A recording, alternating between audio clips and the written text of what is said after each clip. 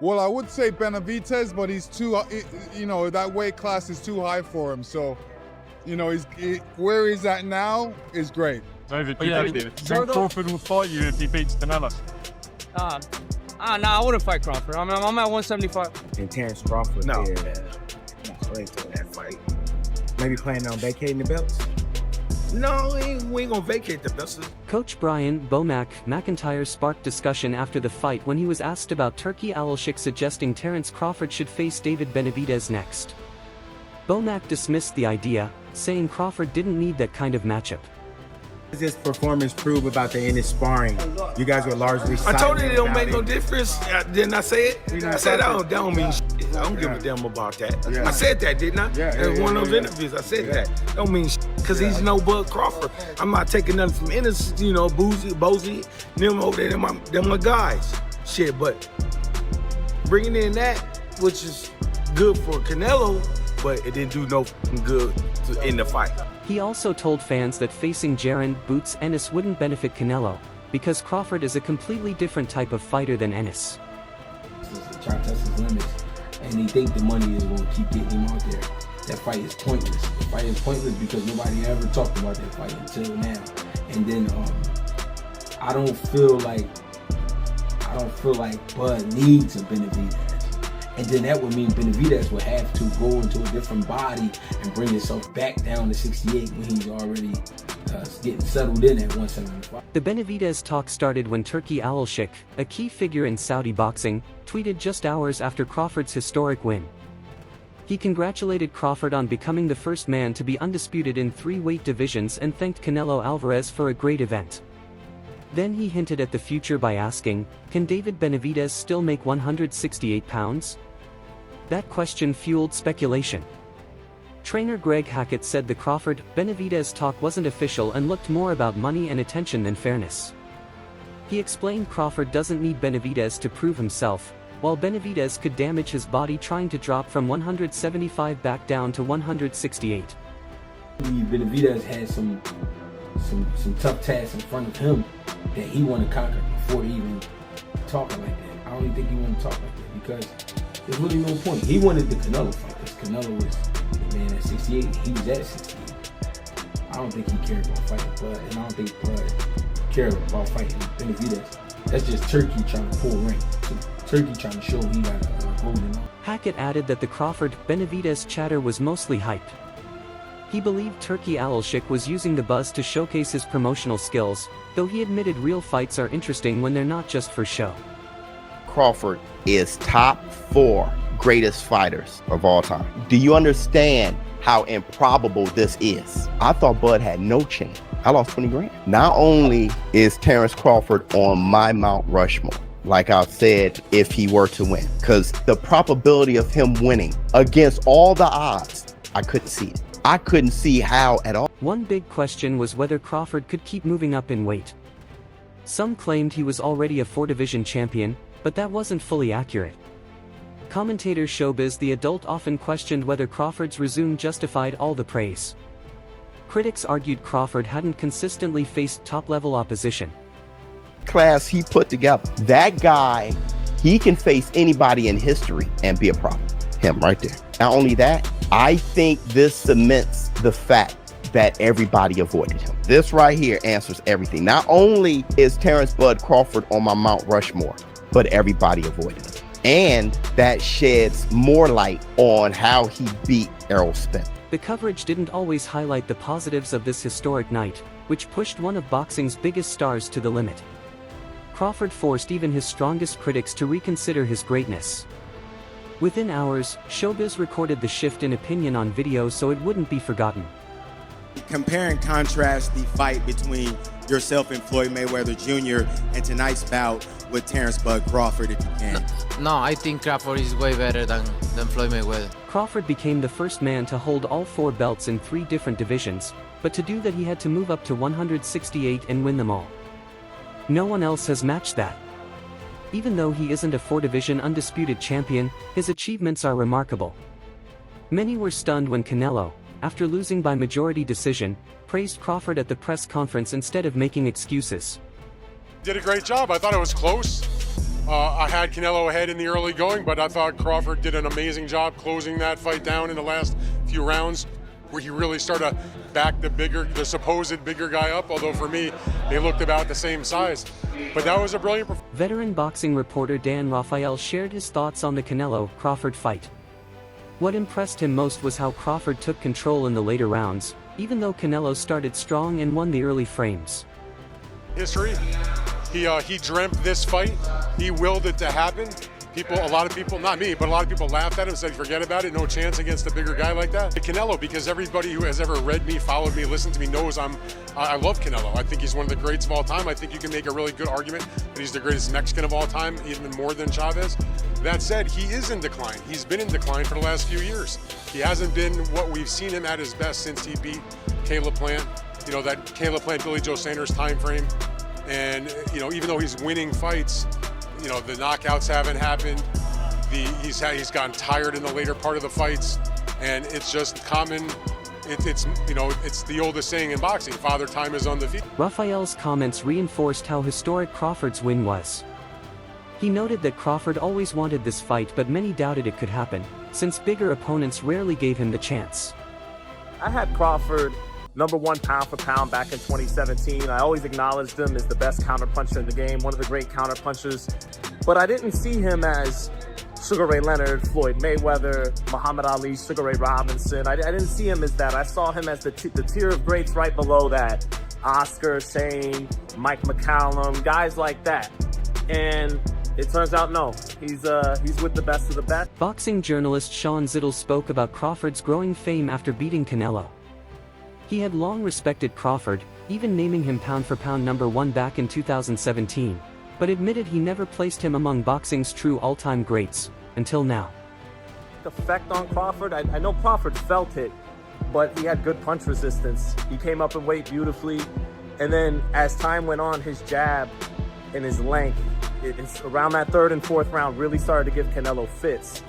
And then, #1, his bread and butter, his gift. Yes, he's got great tactics, great distance control, efficient footwork. He doesn't, and he took the air out of the ball when he wanted to in this fight. Zittel also criticized Crawford's technique at times, but acknowledged his toughness. He said Crawford absorbed Canelo's power well and showed punch resistance unlike anyone else at this weight. He noted Canelo lost rhythm while Crawford used his jab in the middle rounds to take over. A 3-time undisputed champion, the first ever in the 2, 3, or 4 belt era, and you became the 2nd undisputed champion in 3 weight classes when there was only 1 champion back in 1938 with Henry Armstrong. That's a lot of stuff. You hear that? You hear that? Before the fight, many believed Canelo's size, strength, and experience at super middleweight would be too much. After the loss, Canelo addressed fans on Instagram. He didn't complain. Instead, he reflected on his career, thanked his team, and showed appreciation to his family, especially his wife Fernanda, for standing by him. He admitted defeat with dignity, saying he was proud of what he had done and ready to learn from it. Meanwhile, Crawford showed frustration at a press conference, firing back at a reporter who had long criticized him. And all of it all goes hand in hand. Can you describe what it all means to you to have, you just made like a whole resume of stuff tonight? It means a lot to me because, anybody can be a nobody, like I said, and that's all they say I've been fighting is nobodies. So what can they say now? For years, media and analysts said Crawford wasn't marketable and couldn't sell fights. At the press conference, he made it clear that those critics were wrong. He was now on the biggest stage in boxing and had proved himself. Too much ammunition, though. Too smart. Like, what a technician. Are you shocked or not? Not at all. Not at all. That's how I picture the fight going. So I'll picture the fight going that way. Impressive. You know what I mean? Coming up from all those weight divisions. Hit and don't get hit. That's the aim of the game. Puts him differently in their list, but he's in everyone's list. You know what I mean? He's deserved his respect. He's one of the greats. And that Crawford name, that last name, that's written down in history. So Good on him, man. When Canelo entered the ring as the defending champion, everything was at stake, his belts and his reputation. But Crawford won by unanimous decision, stripping Canelo of his titles and shaking his legacy. Australian world champion Jai Opetaia praised Crawford immediately after, saying he clearly deserved the victory. Great fight. I was hoping that there was more action coming from Canelo. You know, I'm used to Canelo fighting that way all the time. You know, he tried his best. You know, he always has trouble against movers. I was really expecting them to be more punches, more movement by Canelo. Yeah, I mean, it was a situation where Terence Crawford's a tactician, and he throws combinations and he moves, and then, if you try and exchange with him, he's gone already. So you gotta be fast, you gotta punch him when he's punching you. Opetaia added that Crawford's reputation had now reached legendary status. He said Crawford had earned respect across the boxing world and his name would be remembered among the greats. Boxed about many times, and I thought that this time he just boxed like he always boxes. And then I felt he couldn't really do nothing against Terence Crawford because Terence Crawford was too quick, too elusive. Anybody would find trouble with him, but Canelo couldn't find him. For Canelo to win a round, I say he won about 3 rounds in that fight. I was actually amazed at the way how Terence Crawford moved and never got hit, and threw combinations because that's what you're supposed to do, throw combinations. So he threw combinations. He wasn't trying to knock out Canelo, but he definitely was throwing a lot of punches. Beating Canelo seemed nearly impossible without power, but Crawford relied on speed and timing. Former heavyweight champion Lennox Lewis said Alvarez didn't do enough. He expected Canelo to throw more and fight with urgency, but noted that Crawford's slick style gave him trouble. People, it's the morning after the big fight. Crawford Canelo. Shout outs to Crawford. You did it, boy. You did it. For those who still aren't quite sure what they witnessed last night, I'm gonna let you know that you witnessed what is called a notorious boxing clinic.